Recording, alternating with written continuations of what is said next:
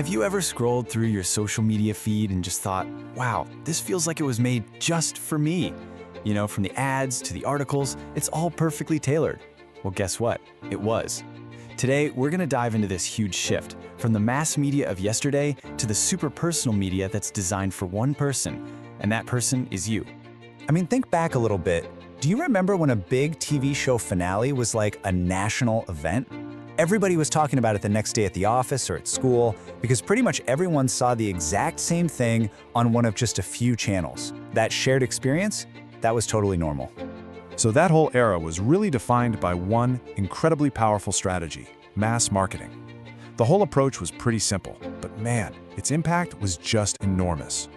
The goal was simple: cook up one single universal message and just blast it out to the biggest audience you could possibly find. You know, think of a primetime TV commercial during the Super Bowl, or a huge full-page ad in a national newspaper. It was super efficient, it was huge, and a single campaign could create a cultural touchstone that literally everyone recognized.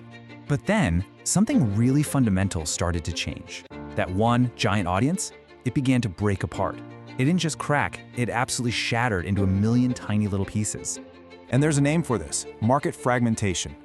All of a sudden, it wasn't one big general audience anymore. Nope. It was this collection of all these different groups. You had gamers over here, foodies over there, gardeners, tech nerds, you name it. And each of these little groups had its own unique tastes, its own needs, its own language.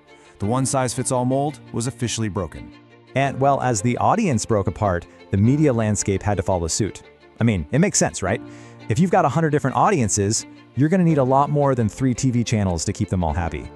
Now here's what's so important to understand, and this is the absolute key connection. The market fragments first. People's interests get more diverse and specific, and only then does the media landscape just explode to try and cater to all those new niche interests. It's a direct 1-2 punch, a clear chain reaction. And this brings us right to media fragmentation.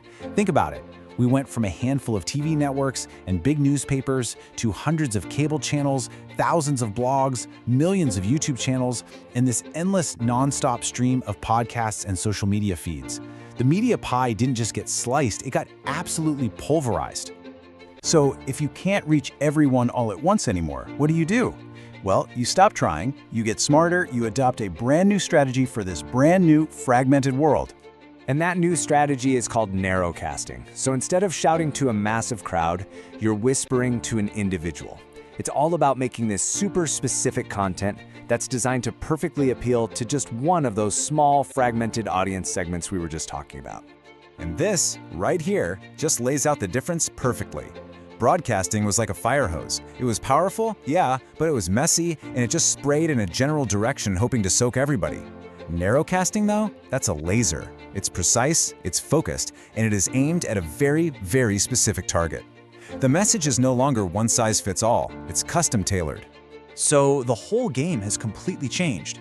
The goal of modern media isn't about reach anymore, it's about relevance, getting the right message to the right person at exactly the right time. That's the whole ballgame. Okay, so why does any of this academic-sounding stuff matter? Well, because this isn't just some marketing theory. This is the actual architecture of the world you and I navigate every single day. This is the result. This is the world we live in. You know those ads you see for the exact pair of sneakers you were just looking at? That's narrowcasting. That YouTube channel that's hyper-specific to your weirdest hobby? That's narrowcasting too. It's great because it lets these niche communities pop up and thrive, and it gives you total control over what you watch. But there's a flip side. It also means we have way fewer of those water cooler moments because we're all watching completely different things. So, that kind of leaves us with a pretty big question to chew on, doesn't it? We get all this amazing personalization and endless choice, which is great.